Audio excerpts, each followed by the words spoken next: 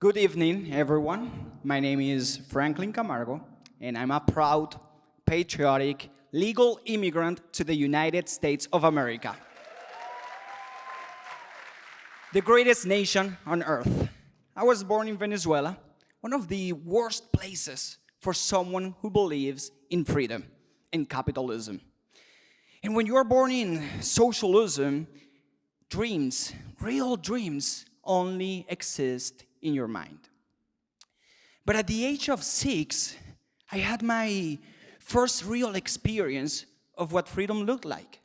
My parents, through honest hard work, took us on vacation to the US. We went to Disney World. And that trip changed my life forever. It overwhelmed me. I didn't know anything about politics. I didn't understand economics. But I knew I was witnessing something remarkable. The cars, the technology, the variety of Oreos. You might take it for granted, but there are so many flavors. I was impressed. I was amazed as a child. The only long lines that I saw were not for food, like in Venezuela, but for roller coasters. People looked happy. They were not desperate. They were not begging for food. They looked happy. And I was only a child, but I could feel this place was free. 4 years later, at 10, I returned to the US for another family vacation. And this time I noticed another miracle. People spoke freely. It was as if the government didn't monitor every word that was said. Strange. That's strange. Is it possible that in America, people don't go to jail for being politically incorrect? And they can also buy so many types of Oreos? And I thought, how? So I got obsessed with this idea of America's greatness, and I went back to Venezuela. And I started searching for answers. I read everything I could get my eyes on. And years later, I found PragerU. Thanks to many of you in this room, I stumbled across Dennis Prager's video about the American Trinity. It made me realize that America's greatness wasn't a coincidence. It wasn't an accident. It was not about geography or natural resources. It was about ideas, about principles, values. Which ones? 3. Liberty. Every individual has the right to be free. In God we trust. Our rights do not come from the government. They come from God. And pluribus unus. Out of many, one. If you embrace American values, you can truly become an American.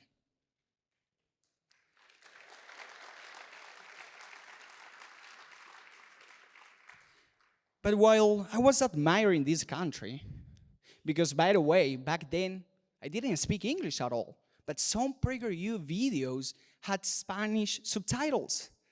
So I started binge watching, getting to love America even more. But at the same time, Venezuela, my own country, was being destroyed by socialist policies. So at the age of 16, I became a young political activist preaching capitalism. At 18, I started college as a medical student. And that's when I had to deal with the fact that thinking for yourself in a socialist country comes with real consequences. I debated a professor that said that we should be grateful to the government for free education. He even argued that medical students should replace the Hippocratic Oath for a socialist oath. I couldn't stay silent. It didn't feel right.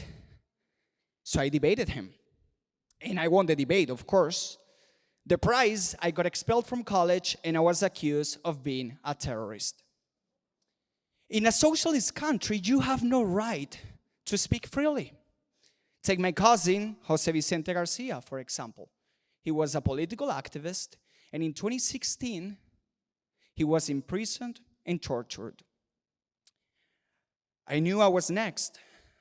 I had no choice. I had to flee.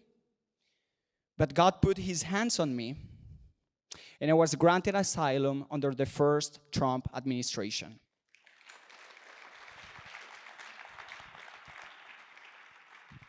You know, there are many cultural shocks when you move to another country. New language, new traditions. But the biggest shock was seeing young Americans hate America and beg for socialism. So I was born and raised in a socialist country, and that's why I can tell you the following. Socialism works. It does.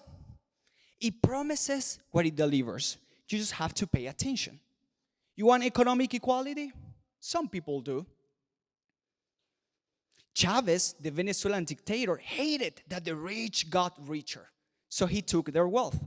Now in Venezuela, everyone is equal, equally poor, except for the ruling class, of course, but that's just a detail.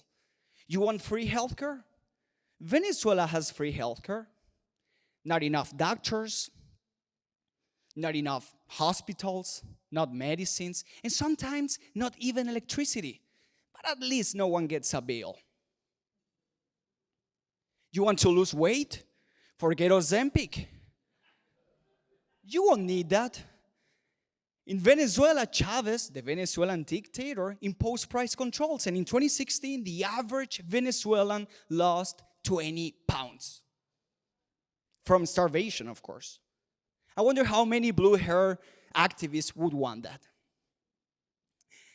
I cannot express how much I love this country. Really. I would do anything for this nation. This nation saved my life. And that's why I always ask myself, will America always be free? No. Not if young Americans are taught lies about their own country, its history, its fundamental values. But that's why PragerU gives me hope. It gives future citizens like myself hope.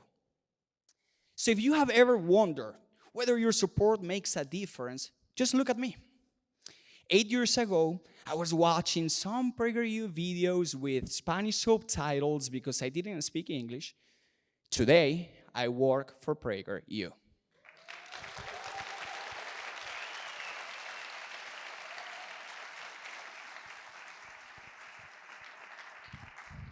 Paying it forward so people like me can make their American dream real. Thank you.